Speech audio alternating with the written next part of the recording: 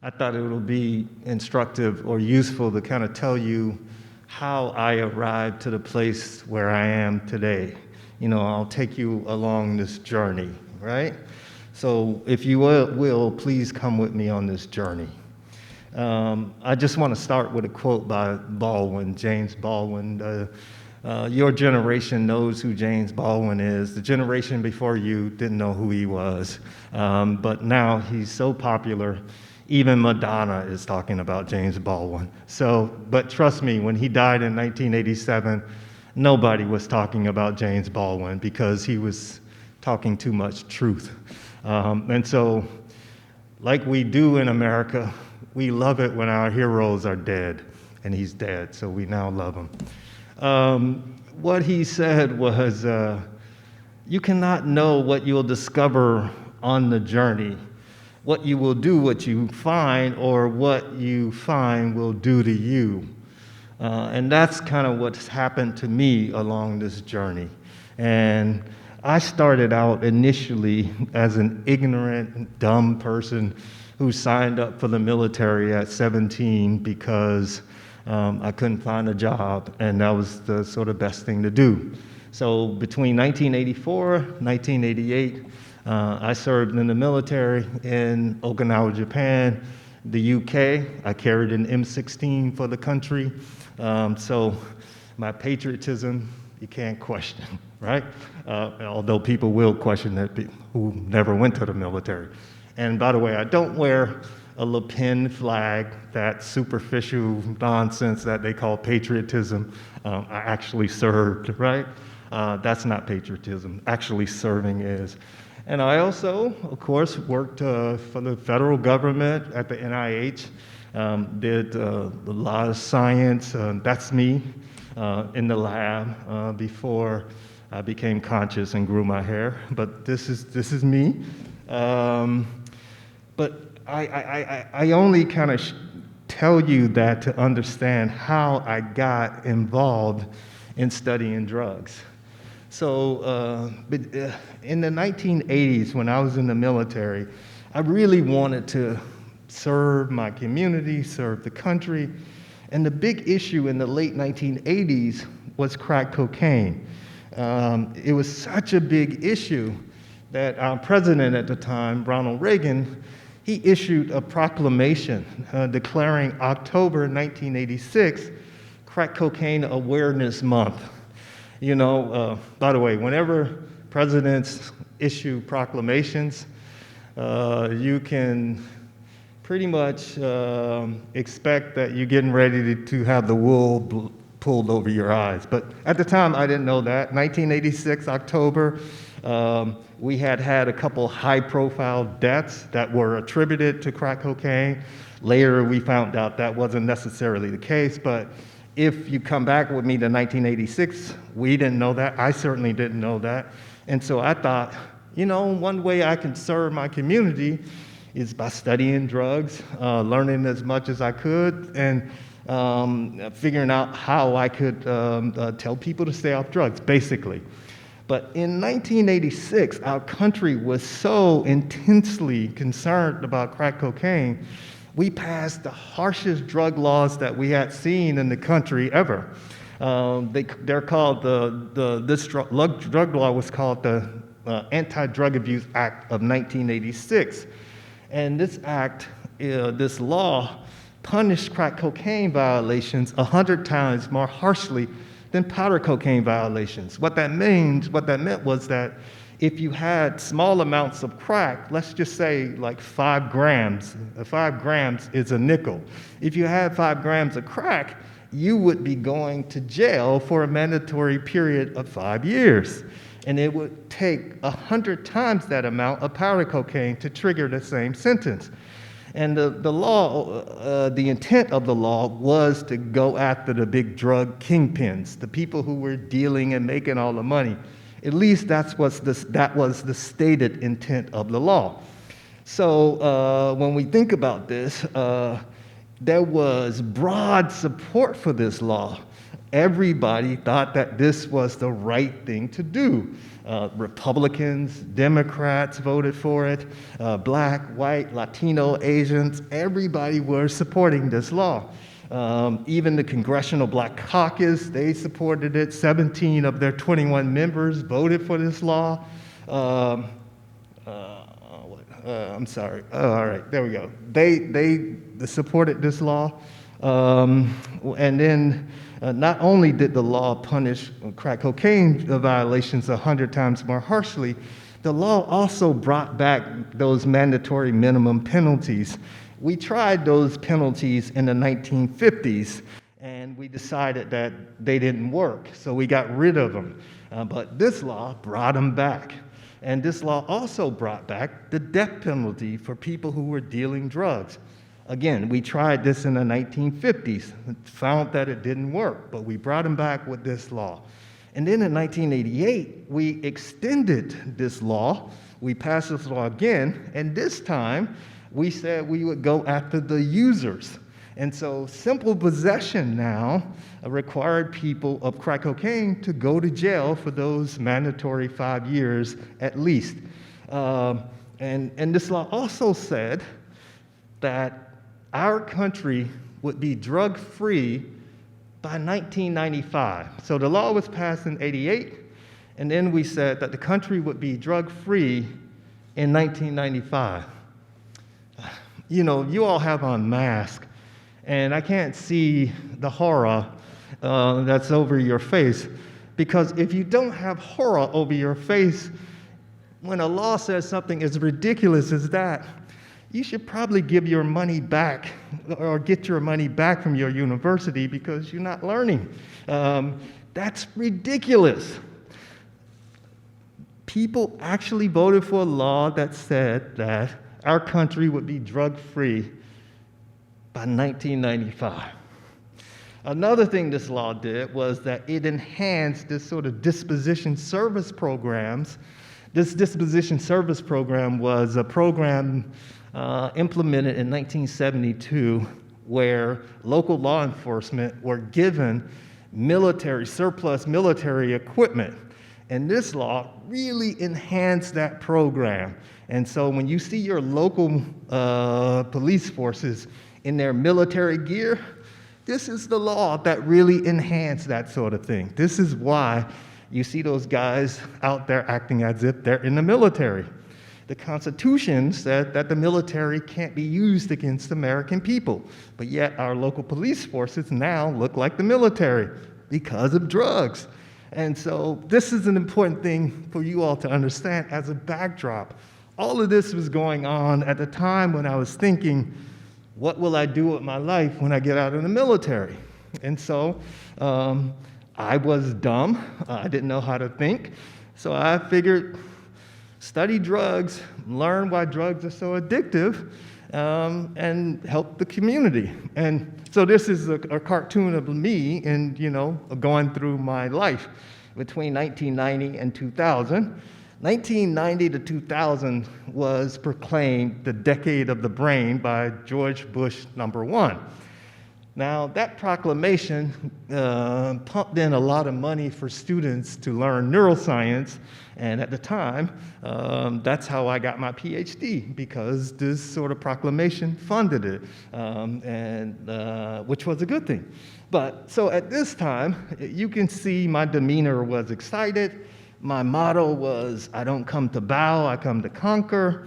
My career aspiration was I was going to be some professor at some prestigious university, maybe even a Nobel Prize. My relationship with the country was patriotic.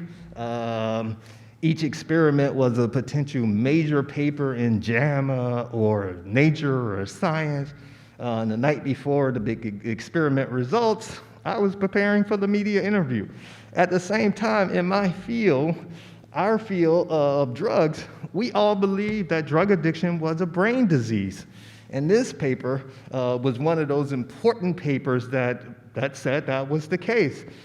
This paper, published in 1997 by Alan Leshner, who was the director of the National Institute on Drug Abuse at the time, he said that addiction is tied to changes in the brain structures and function is what is what makes it fundamentally a brain disease. And drugs were bad, that was the message, and I was a true believer, and these kind of articles were my holy writ.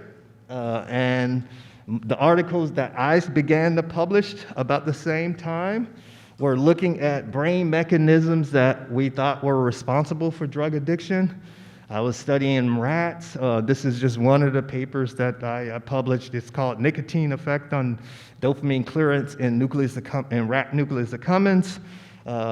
Never mind that it wasn't in a freely moving animal. It was in an anesthetized rat. Never mind that it was in an anesthetized rat and not in a human who was activated, but that's another story. These are one of the papers that I was publishing. Another paper, this is a paper in humans that I was doing this type of work as well, where we were bringing people into the laboratory, giving them cocaine, giving them a choice between like crack cocaine and various monetary amounts, like $5 in this case. What we were learning is that crack cocaine was not as addictive as we had been saying. Something as little as $5. If you offer people something as little as $5, you can shift choice away from taking crack to the monetary amount. When you increase it to bigger amounts, you can almost decrease crack cocaine self-administration, period. So I was learning this in the same time in this period between 1990 and 2000. Other things I was learning that crack and powder cocaine are essentially, they're the same drug. If you focus your attention on the left, that's powder cocaine. Focus your attention on the right, that's crack cocaine. Back to the left, the red circle, that's the only difference, that hydrochloride portion of the chemical structure there. That hydrochloride portion does not contribute to the biology of cocaine. In effect, crack and powder are the same drug. We were learning this in this period as well. And we were also learning things in the social environment, like who was being arrested under that harsh law that I talked about earlier. On this slide, it basically said we learned by 1992 that more than 90% of the people who were being arrested were black people, even though black people didn't make up the majority of the crack users. So we were learning these kind of things at the same time. Now, since I'm on a university campus, it's important for me to define some terms that I'll use later, and this is an important term. I'm going to use the term racism or racial discrimination, and so I just want to make sure you know what I'm talking about when I say, because people oftentimes use that word or the phrase without actually defining it. So when I say it, I just mean something very simple. An action that results in disproportionately unjust or unfair treatment of persons from a specific racial group. That's all I mean. I am talking about just this behavior, this result. That's all I'm saying. I'm not talking about intent. I don't really care what's in your head or your heart. I'm just talking about what actually happened. That's racial discrimination. I will use that term interchangeably with racism, and this is what I mean when I use it. Sometimes people think about implicit bias, like psychology has kind of fooled the world with this implicit bias nonsense. Implicit bias is a cognitive sort of game, basically how fast you respond to certain words that might or may not have anything to do with racial discrimination. Psychology has kind of convinced the world to focus on this nonsense as opposed to focusing on racial discrimination. And so it's a distraction and not really dealing with the real issue. But here today, we're going to deal with the real issue when I use the term, okay? Cool. All right, so the question for me and the question I put before you all, the result of that law, was that done because a racist made the law?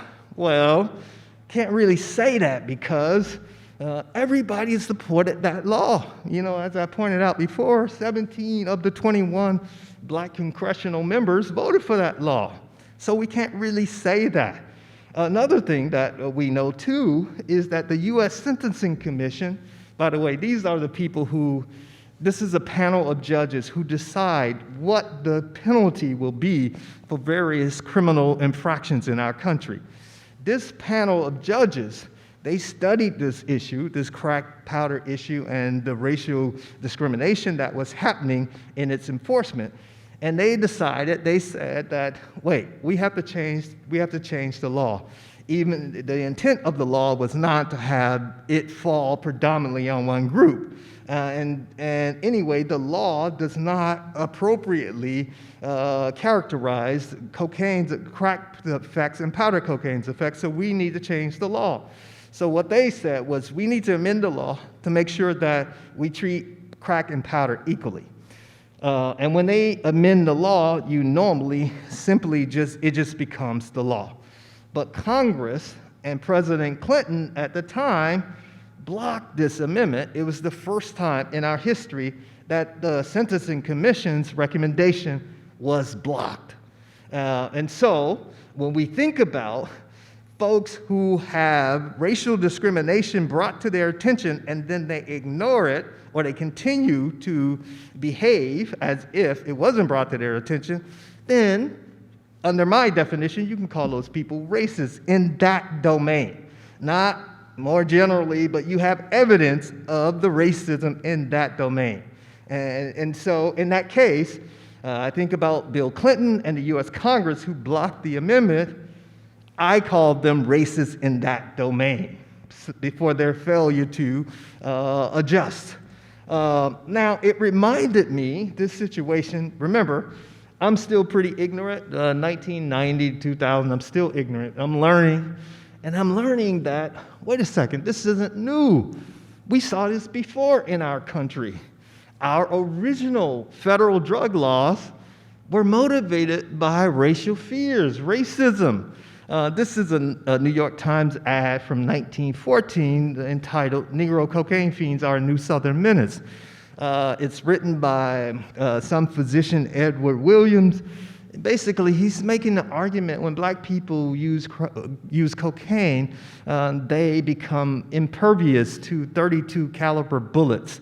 So you can unload your bullet in black people's heart, and they won't be affected if they have cocaine. And they are better marksmen, and they're more murderous when they're on cocaine. This contributed to the passage of our first drug laws because these kind of statements were said when the law was being debated. And then when we look at other laws, other drug laws in the Bay Area, for example, the first drug laws that were passed in San Francisco were in an effort, they were passed because of the white majority's racism towards Chinese Americans at the time.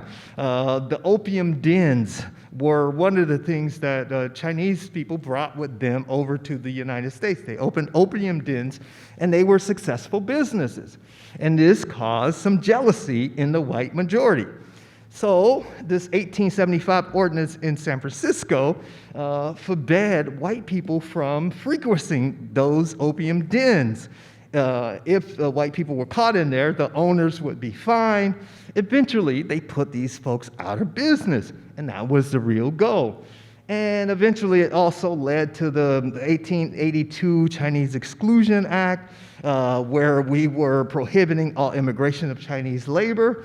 The Marijuana Tax Act of 1937, which essentially banned marijuana in the country, was passed because of our fear of Mexican Americans and the various sort of statements that we said about Mexican Americans going crazy when they smoked marijuana. And so I was learning that what was happening in the 1980s and 90s was not new. This was as American as apple pie. And then, okay, so I have this all in my head as we go to another decade, 2001 to 2010. You can see my demeanor now has changed. Battle hardened. My motto has changed. Life is a marathon, not a sprint. My career aspirations is just survive, right? My relationship with the country is disappointed. Each experiment now is just another paper to put on my CV, right? The night before the big results, be analyzing the data all night, be sleep deprived, not healthy. Meanwhile, my career is going superbly well. I'm getting grants, multi-million-dollar grants. I'm serving on the NIH grant review committees. I even chaired committees.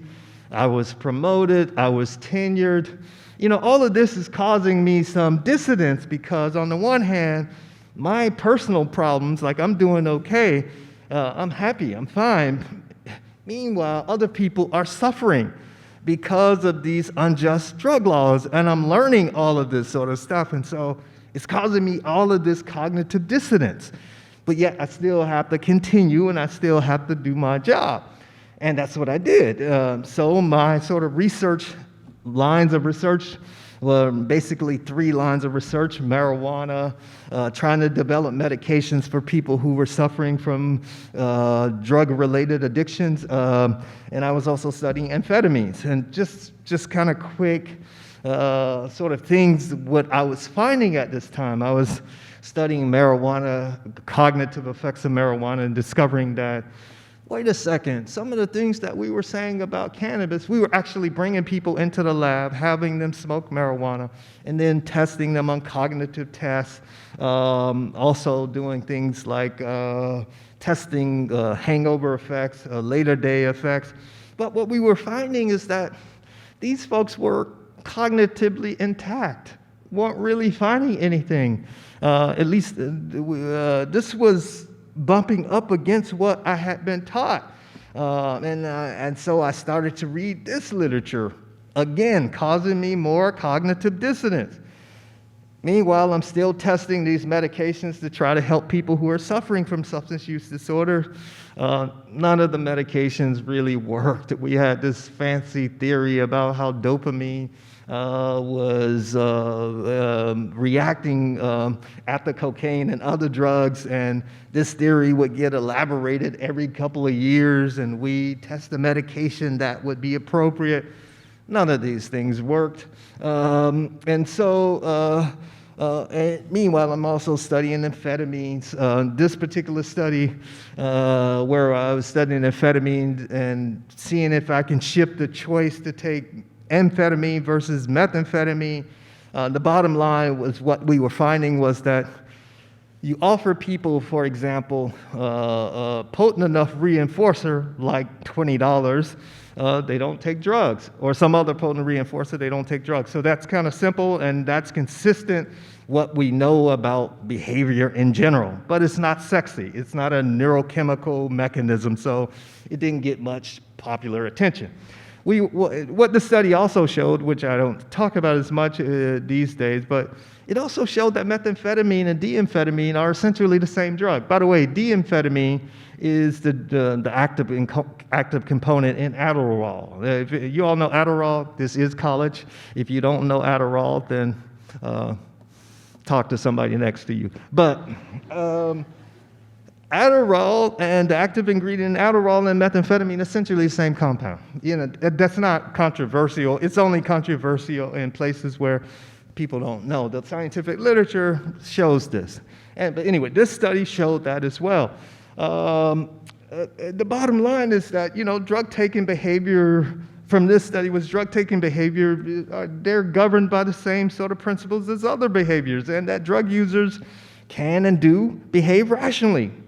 That's not earth-shattering, but to us and to me at the time, it certainly was, because we were so biased to think in our thinking about people who use drugs.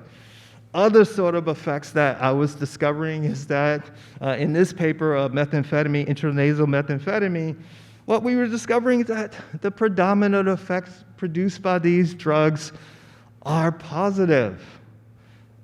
People feel euphoric, exhilarated, in some cases magnanimous. Think about an activity that you all like. By the way, I'm going to stop and ask a question of students. What do you all do for fun here in this area? Because I was walking around last night looking for some fun, so I was like, what do people do here for fun? I'm joking. You can laugh. What were you all doing what do you all do here for fun? Okay, hold up. I'm sorry, I should say, I'm sorry, please, don't give me sanitary response. I want to know the red light district sort of responses. No, I'm joking.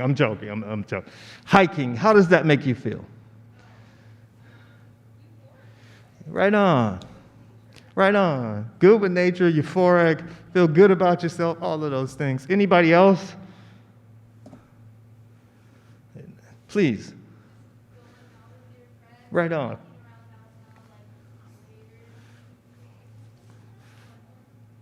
Thank you. How does that make you feel? Going out with your friends? It feels nice, just kind of be out and enjoy the young age, out and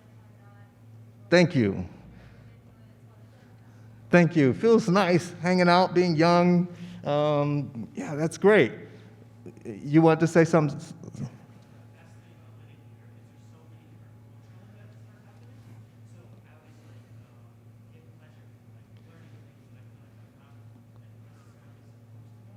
Thank you. So it's just like pleasure from learning, being in this area. It's so active. Absolutely. All of those things that you describe, the adjectives that you describe, these are the kind of effects that people in the lab when they take drugs or in the natural ecology. These pleasure, fun, euphoric, all of these things.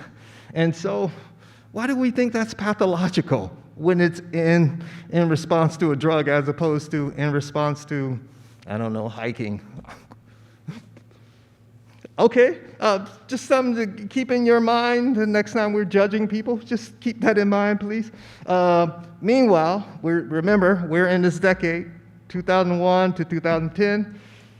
I still have this nagging thing bugging me because what's happening with that cocaine law, that crack powder law, is still happening. 2006, you still have this disproportionately high number of black people being arrested under this law. And the law still hasn't changed, and the country is ignoring the law. And I am giving crack cocaine to research participants every day in the lab.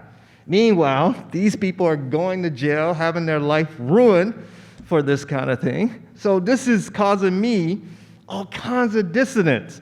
All right, so the U.S. Sentencing Commission, they come back with a new president. They now have George Bush II, and they asked him to amend the law, and he said no. Congress agreed with him. He said no.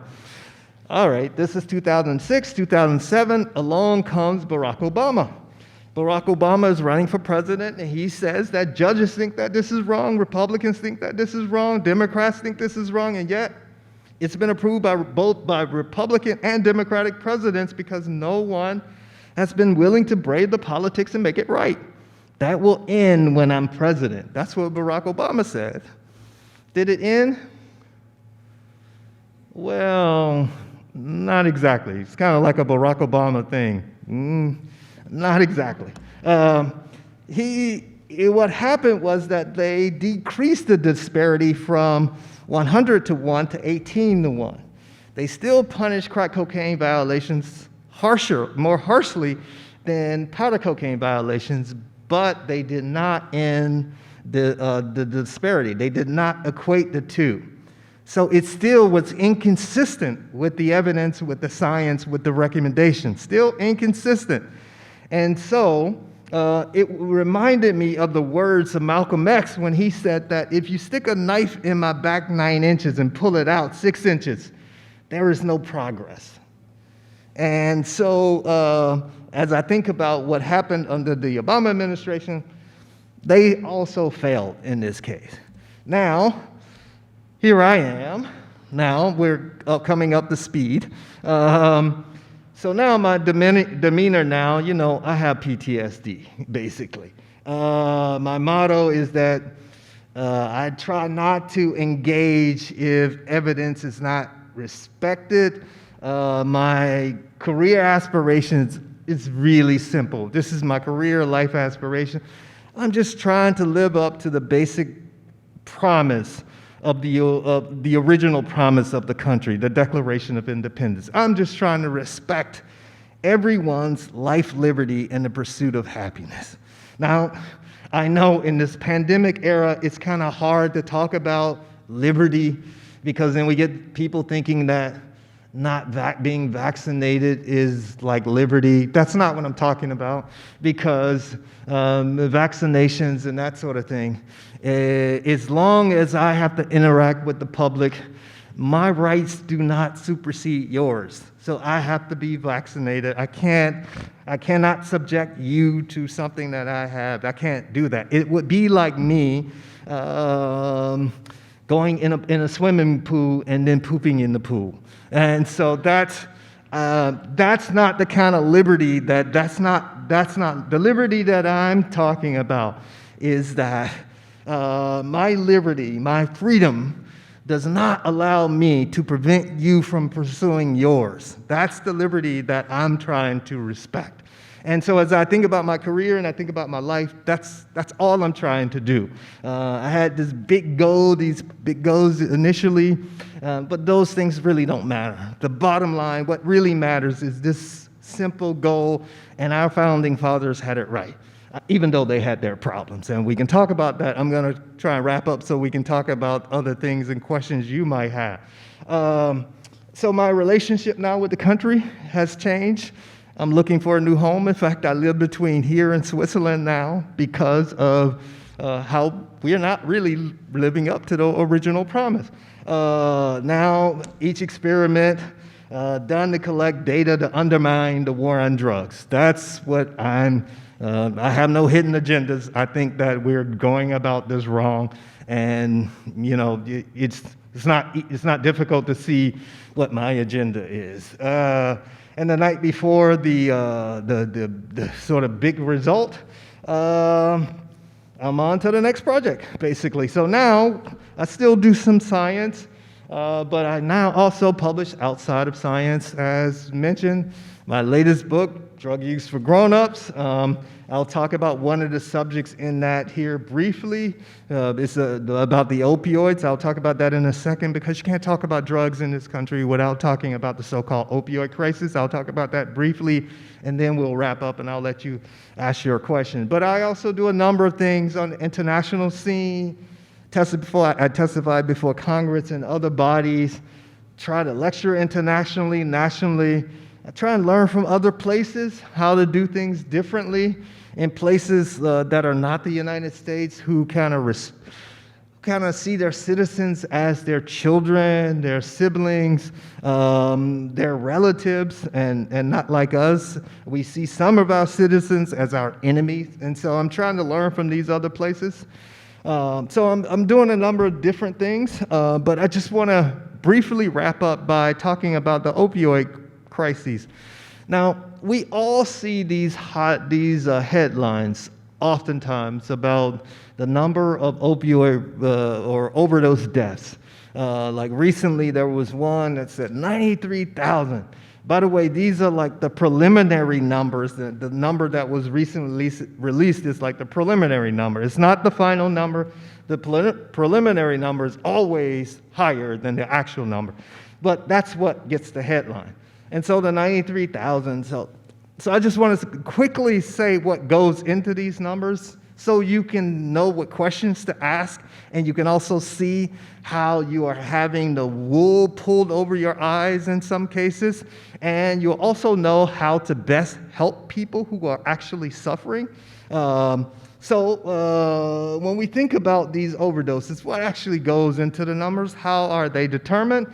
The CDC basically collects the mortality data from these death certificates, and the death certificate has the cause of death, and they're counted if a drug is involved or if a drug is suspected to be involved. That's important to know now. And these are the numbers of overdoses over time. You can see from about 2000, about the last 20 years or so, this number in the red is all overdose deaths, and in the blue is unintended deaths. Those are the ones that we really care about. The number of all in the red includes things like murders, suicides, whereas the number in the blue includes only the unintended death. So you can see we had about 65,000, 70,000 overdose deaths in 2019. That was the last year we have all of the data and the actual numbers. So that was the last year we have the numbers. Now, that's all of the deaths that involve the drug. Now, when you think about opioids, the opioids themselves, in those numbers of deaths, about 46,000 of those deaths included or involved an opioid. And then when you look at prescription opioids, about 14,000, heroin, about 14,000, fentanyl, about 36,000. So you can see that like this number, the 70,000 number, comes down when you include only the opioids. And by the way, the only thing that needs to happen is that an opioid has to be in the person's body or suspected to be in the body. In some cases, you don't even have biological confirmation. And another important thing to understand is that multiple drugs can be involved.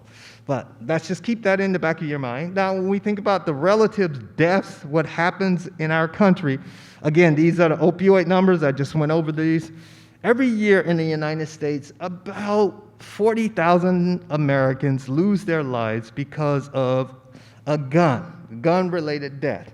Now, it's important for us to know that these aren't all murders or people are killing other folks. The vast majority of these gun-related deaths occur because of suicide. About 24,000, 23,000 of these deaths with guns are suicide.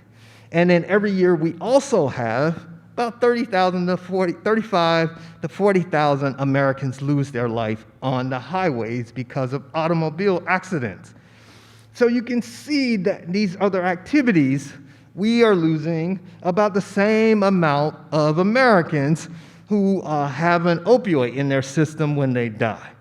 But we don't talk about these kind of things. So I only bring these numbers up so you can understand the sort of relative death numbers. Now, it's important to understand that overdose is a real concern. But there are real concerns related to the overdose deaths. When we think about who's filling out the death certificates, the people who fill out the death certificates are primarily medical examiners and coroners. Medical examiners are people who have an MD degree and typically some training in forensic pathology. A coroner is someone who has to have, I believe in most cases, has to have a high school diploma. In a place like California, I believe you all have about 58 counties in this state, maybe something like that. About 50 of those counties, you guys have a coroner. So a high school the diploma kind of person is counting the deaths, and 50 of those folks are typically the sheriff of the county.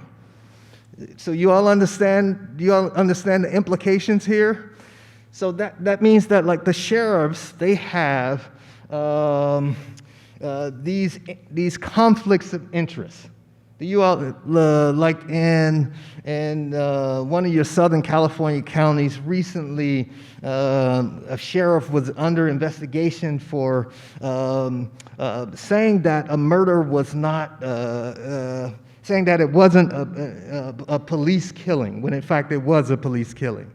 And so you can see how they may have conflicts of interest, and also, another issue related to this sort of thing is that in about a quarter of the cases where we think of these overdose cases, a drug is not even listed on the death certificate.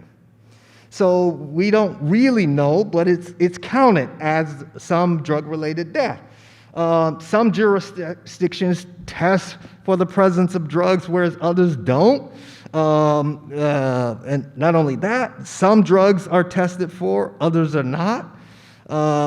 Recently, there was a paper published, I guess about a month ago, related to the coroners and medical examiners counting deaths. Between 1980 and 2019, they discovered that there were about 17,000 police killings that were not counted as police killings because of this sort of collusion with coroners and also with the CDC. And so when we think about what's going on with drugs, again, it just raises questions that we should be asking. Other issues, alcohol is almost always ignored.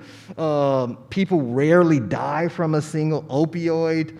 There are multiple drugs involved. There are adulterants, things like fentanyl, where people accidentally get fentanyl and they think that they have heroin. So there are a number of things going on, but we blame the opioids, and then we don't actually provide any solutions to help people who might be at risk. And so that's the real sort of concern. And so I want to wrap up and say what we can do and then take some of your questions. So if we just keep the focus on the real concern, like if you're really concerned about people dying from drug-related deaths, then this is not a complicated issue. People are primarily dying because of multiple drugs, multiple types of sedatives, for example. Just need to do a better job with our education. They're also dying because of adulterants.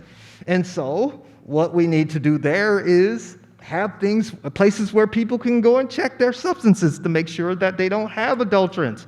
And of course, we need to reform our death investigation systems. I mean, the fact that we have coroners primarily doing the death investigations in this country, people who have, let's say, 2 to 8 weeks training on death investigations, and they also have all of these conflicts of interest, that's not a good thing to have.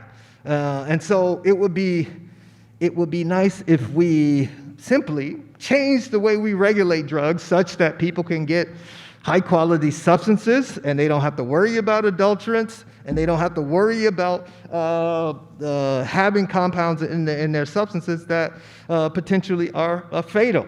Short of that, we can do some harm reduction sort of things, like I was saying with the drug checking, supervised consumption facilities, and so forth.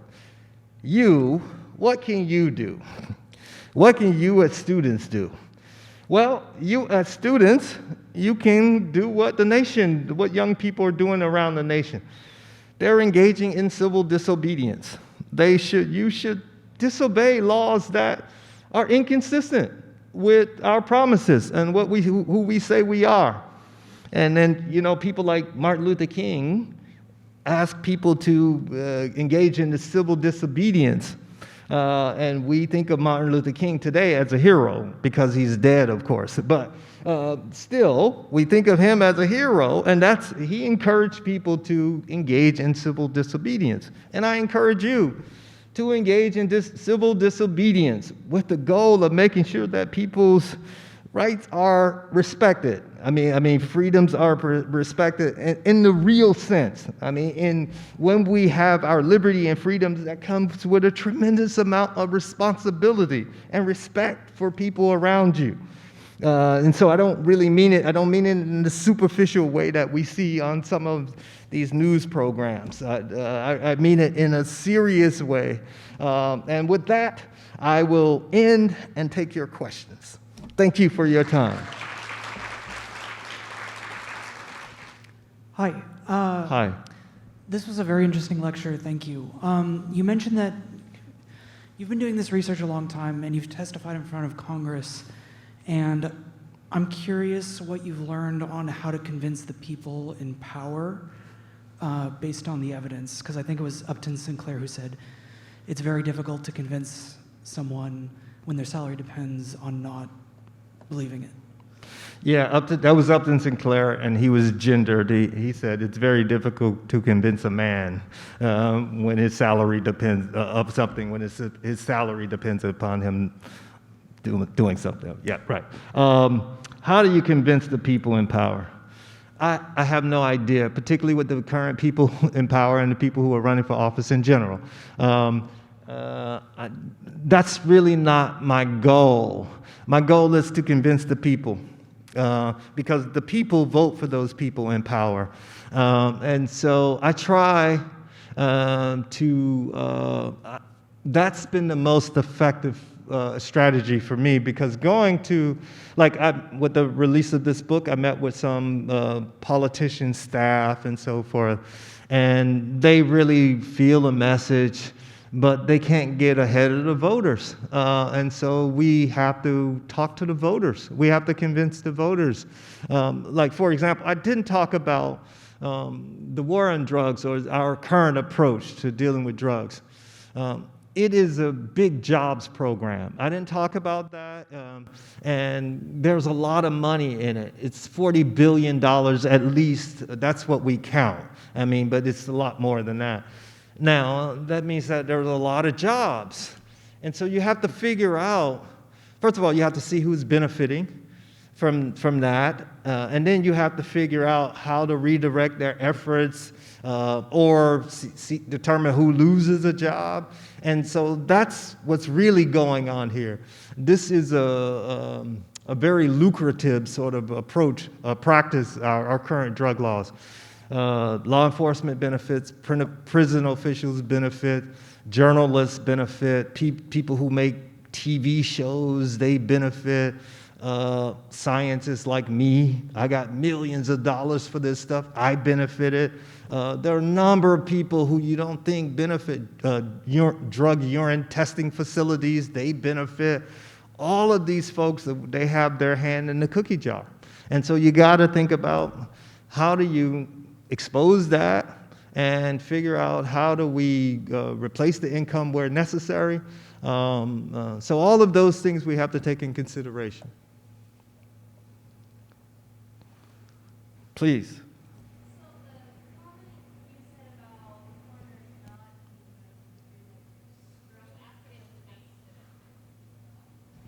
Oh, the comment you mentioned about coroners not needing like a medical degree is, personally, I believe is insane, because I'm wondering, what's the big difference between like an examiner and a coroner that one wouldn't need that if they're still dealing with a dead body and anatomy and all of that science? I think it's crazy.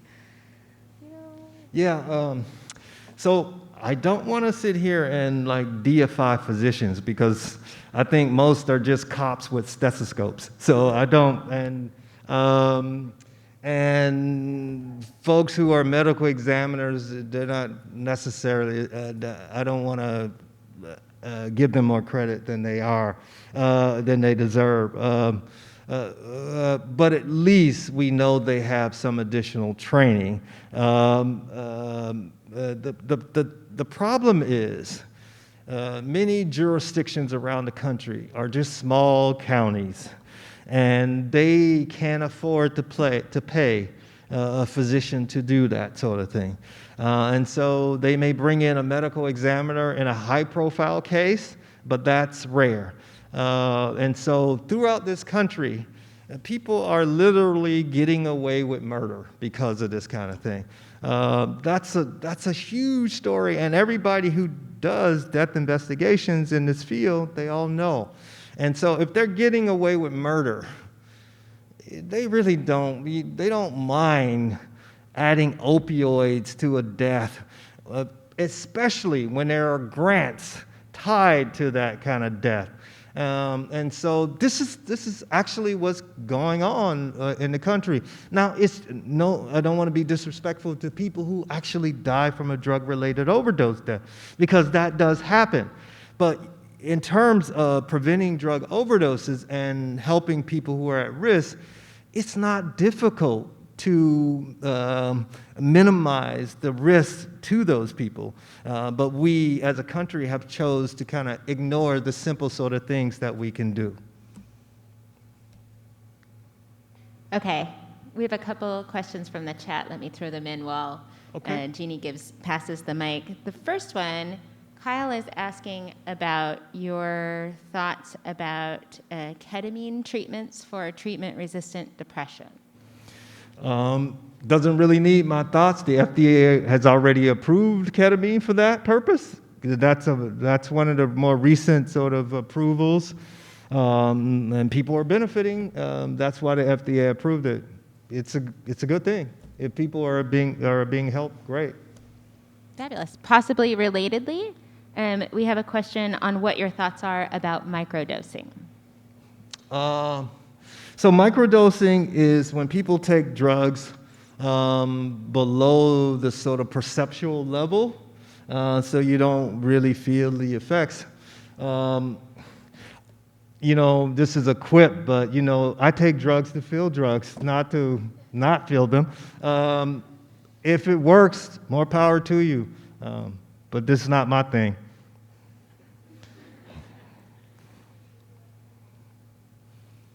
Please.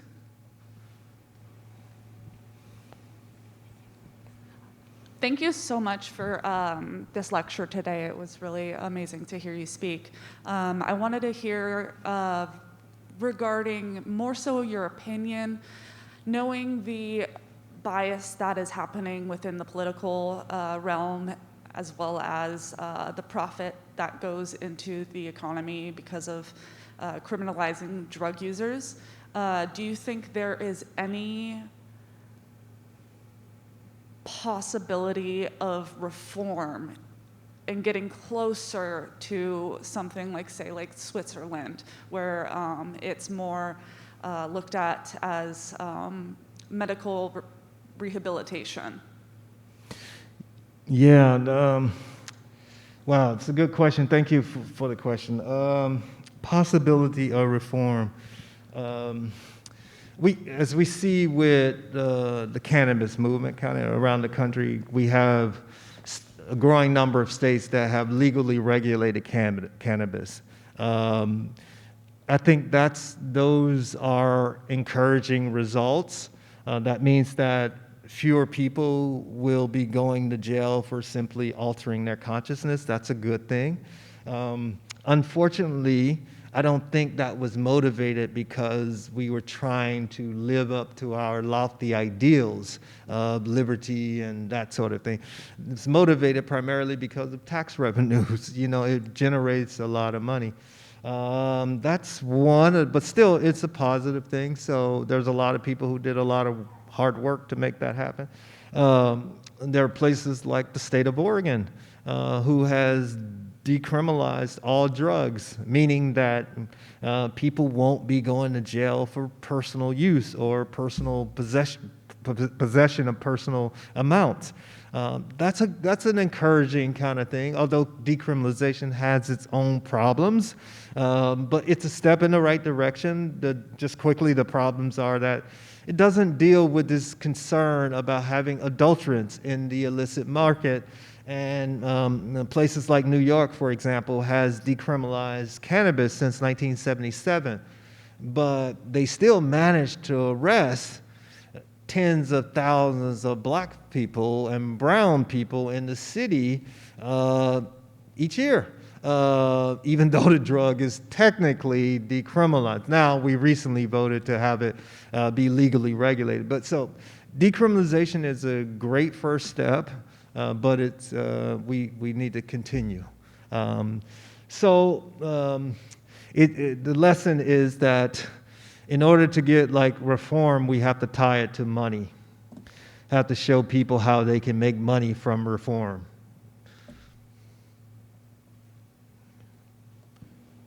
Any question? Hi. Hi. So thank you so much for your lecture today. I find it really cool to see you in person. I actually just recently saw your interview with Vice, so it's really cool to see you here. But my question is for students kind of about to graduate undergrad. If we're interested in studying drug science like you are, or kind of the effects of the opioid epidemic, things like that, what's your recommended course of action so we can kind of educate ourselves and kind of get involved in that type of career? Yeah, thank you.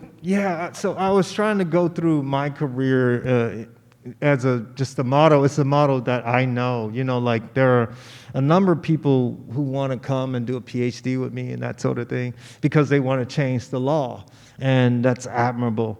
But they don't have like a pharmacology or neuroscience background.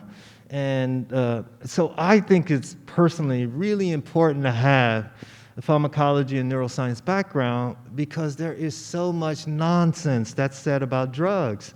And if you can't evaluate the nonsense, then you become susceptible to believing it. And that's what happened with our drug policy. We were told that drugs cause a brain disease or drug addiction is a brain disease. And, in my book, I discussed this. It's like, there is absolutely no evidence in humans to support this nonsense. But the National Institute on Drug Abuse, they say this. This might even be found on their website. And it's like, how in an enlightened society do we get away with that? We get away with that because people don't know mechanisms and they don't study pharmacology. They don't know neuroscience. And so I really strongly urge people to learn some neuroscience or pharmacology because if you do and you study this area, you will look like a genius because the folks who are, because of the nonsense that they're peddling, it's just so remedial. And so that's what I would encourage. Yeah. Please. We have one up here. This young woman had her hand up early on.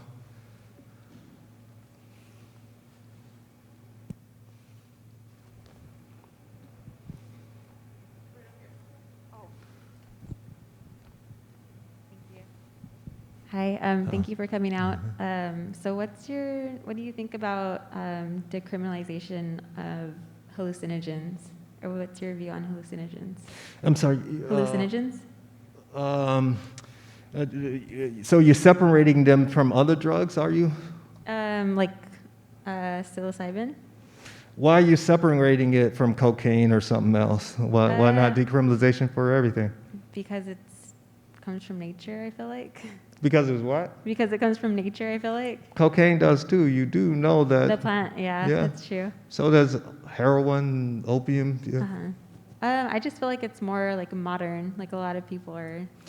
Yeah, so just so you know, see, like you've been subjected to that kind of bad education that we're doing in the public to separate those class of drugs from these other drugs because the opinion makers, typically the journalists and those people, like those drugs, the psychedelics, and then they want to separate themselves from people who use cocaine or these other drugs.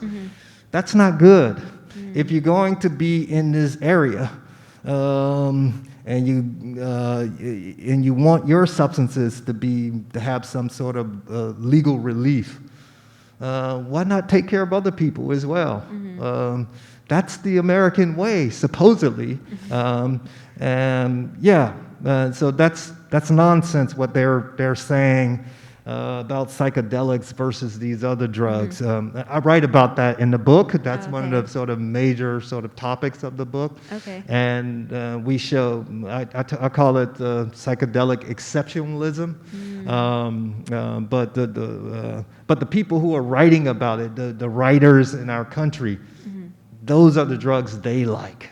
The Michael Pollans of the world, those are the drugs they like. Okay. But those are cowards. They're not courageous. They're not standing up for everybody else. Thank you so much. Yeah. Oh, go ahead. Sorry, I have another question for you. So you were discussing the importance of pharmacology as well as neuroscience in the realm of like getting information out there about the drugs. Is there any other realm within the sciences that has also helped you in your journey here? No, great question. Well, there has been so much that has helped me outside of the science, because I have to tell you, like a science education alone you will be a narrow, ignorant person. So I don't want to, I'm still learning about American history. I'm learning about cultural studies. I'm learning about all of these things that are so important. And so, yeah, that it's critically important to be well-rounded. And I still have a lot to learn. Yeah. Thank you. We have another couple questions from the chat. Gina is asking your thoughts about when people with chronic pain and medical situations are denied opioids, sort of what your recommendations would be for how physicians handle that. Yeah, this is one of the more sad things that are happening in the country, where there has been like this whole group of people who've been cut off from their opioids that they've been using for years, decades in some cases, because of the hysteria related to opioids. The recommendation that I would have for physicians, of course, really doesn't matter, because physicians, what they have decided, that it's just less trouble to not prescribe opioids than to prescribe opioids, because that you get suspected as being someone who is running a pill mill, and so you just simply don't prescribe them, and that's less risk to you, and you don't. Your patients will just have to be switched to another medication that doesn't work as well, but it looks like you're doing something. But I understand it. It's because of the contingencies that we have in place. And so we force physicians to do this, and patients suffer. I write about these things. I try to bring attention to them so people understand that opioids are not the evil drugs that we've been told, and that there have been millions of Americans who have benefited from opioids. Over here. Yeah, so I was interested in the studies you did that kind of prove that when people are faced with the choice between drugs or money, they tend to act rationally. I was just wondering, like, in the participants in those studies, was it just non-drug users, recreational drug users, or Thank you. addicts? Yeah, in the crack cocaine studies, those were people who met criteria for cocaine use disorder, so what we would call addiction. And then in the methamphetamine studies, those were people who used methamphetamine, but they didn't meet criteria for addiction. So we run the range, and there have been other people who've done other studies that replicate our finding, or studies before us, and they've used infrequent drug users to extensive people with extensive drug use histories.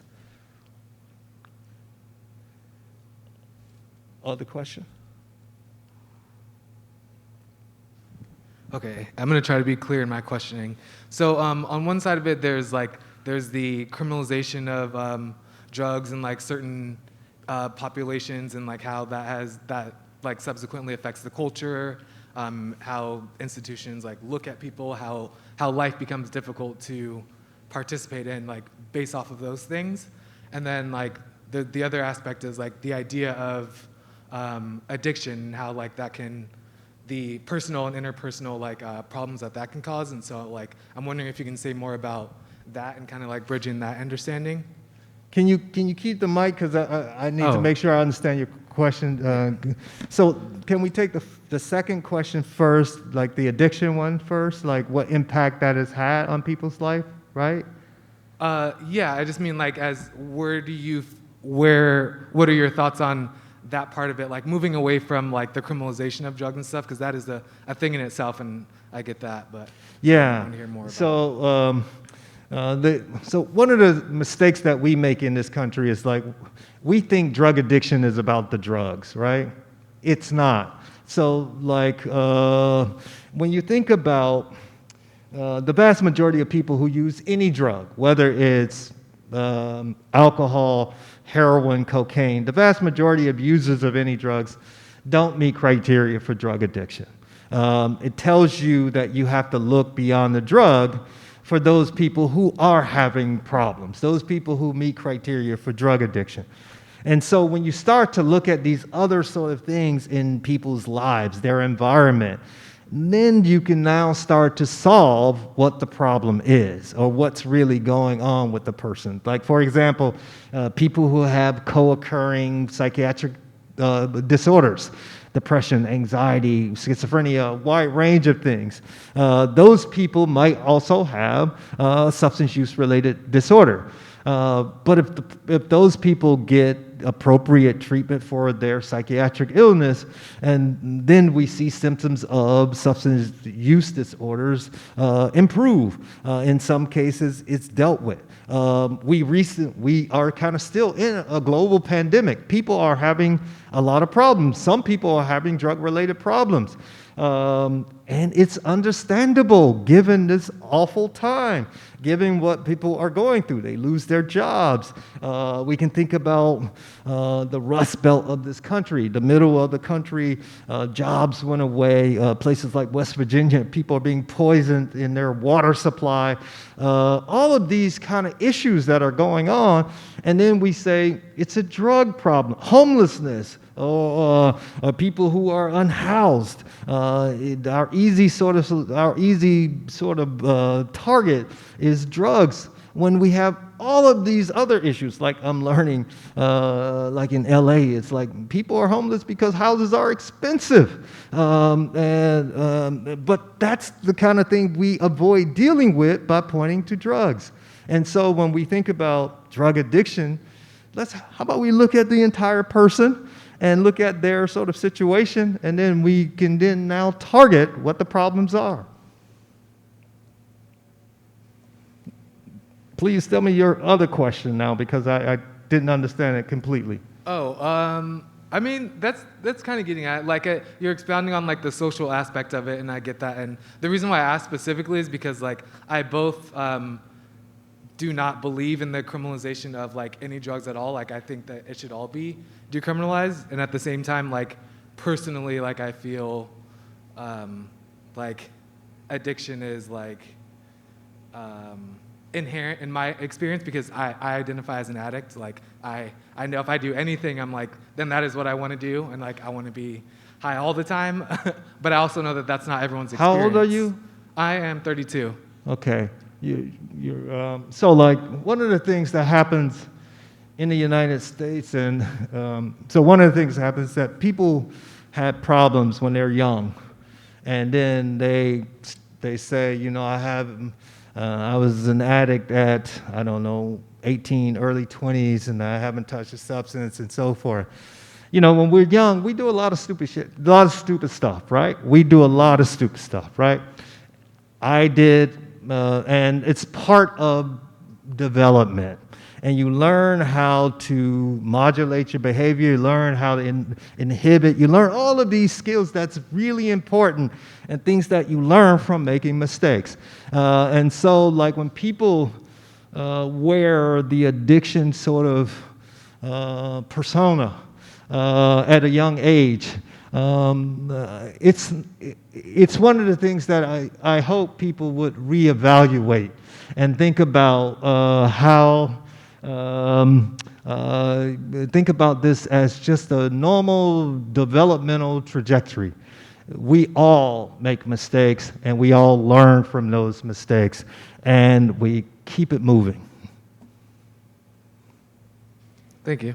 Thank you. Okay, I think I might have our last question, because it's the best last question. Sorry, I lost it. I'll paraphrase it. Sam is asking, why don't people listen to you? I'm sorry, why do what? Sam is asking why people who are in charge don't listen to you. Because I don't have the kind of money that they're making off of what they're currently doing. It's really simple. It's about the loot in America. Unless you all change it, and that's I'm hoping that's why I do these talks, because I'm hoping to inspire your generation to actually do some things. Thank you for your time.